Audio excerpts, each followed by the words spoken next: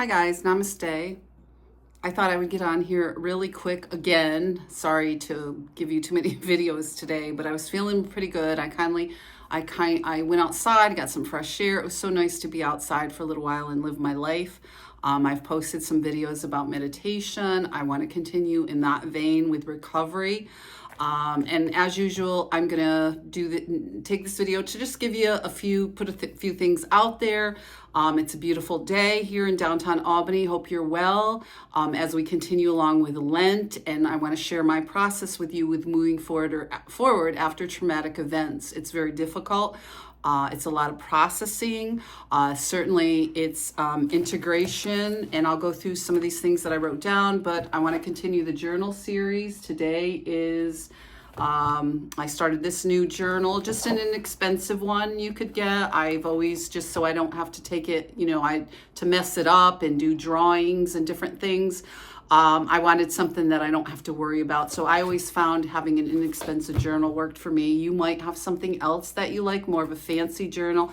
But Julia Cameron in the book, It's Never Too Late to Begin Again, talks about, different types of journals. For me, always the inexpensive ones work, so I didn't have to, it was not too prissy, or I could, I don't know if that's the word. I'm kind of overwhelmed today with doing these videos, but I wanted to touch base on starting my memoir. Certainly Julia has talks about this in her book after years of doing this journal writing, how to go forward with your writing. And certainly the story that they are telling in my community with my ex-husband and some of these other people was pretty awful. But we're moving forward with our own story. My first entry is February 27th, Friday. So this is the weekend. I started writing down their story. And I'm going to start, continuing to go forward with my own in the truth, because I wasn't a prostitute, and I'm not making this all up, which is two of the highlights that I had started with here, and that I was a prostitute, which isn't true. There's been so much failure. Where did I put that here? Failure. But we continue to move forward.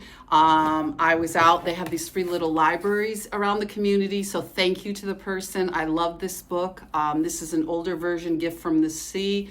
It's by Anne Morrow Lindbergh, and I usually try to leave the books. I had a big book collection, but I couldn't pass this one up because it's vintage, and it's a really nice story about her journey if you get a chance. And it was free on this little free library when I went to look at an apartment. So thank you very much. Shout out to people that are doing this around the community. It's really a wonderful thing. And we have nice little bookstores here and other libraries. So it's really nice to be back going to libraries and in my interest in books. I love books, but all my books were stolen. So I continue to keep my journal and using meditation. And I was into the whole Pitta-Dosha and Vata with Arabic. I don't know how to exactly say that, so if you want to correct me in the video. Having too much fire or too much anger recently, so we're moving beyond that in our recovery. And certainly anger is part of this, whether you're grieving a lot of losses. Certainly with awakenings, I can read through. I thought I'd highlight some of these for you.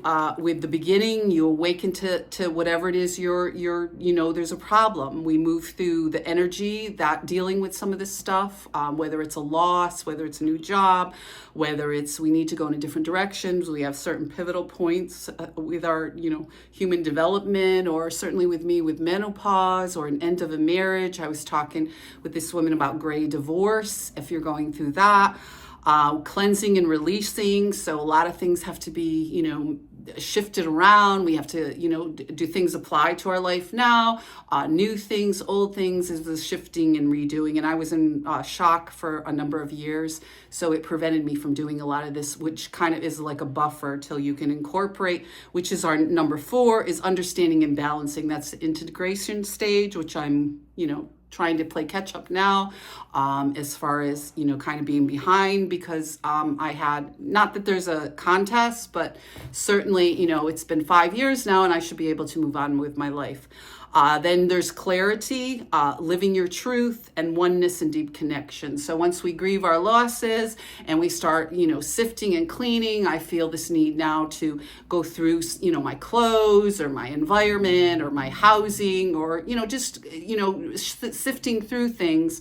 After you've grieved, you've gotten angry, you've bargained. Melanie Beattie talks about this in Codependency No More. And then you start reintegration and starting to go forward with, different things that have changed. Your exercise, your food. I was a vegetarian for a long time, and then I was forced to eat meat when I was homeless, which probably contributed to some of this imbalance, but I'm very grateful, namaste, for my menopause wasn't as bad as it could have been, because you follow your mother supposedly, and I thank God I didn't have numerous symptoms on the street when I was made homeless, because it would have been a nightmare. So I'm grateful that I was able to work out, do yoga. Certainly other people I know have had a harder time. I had a harder time being homeless, but thank God I didn't have some of the more serious conditions. And certainly a hysterectomy starts at $20,000 a year. So I'm very concerned about conflating.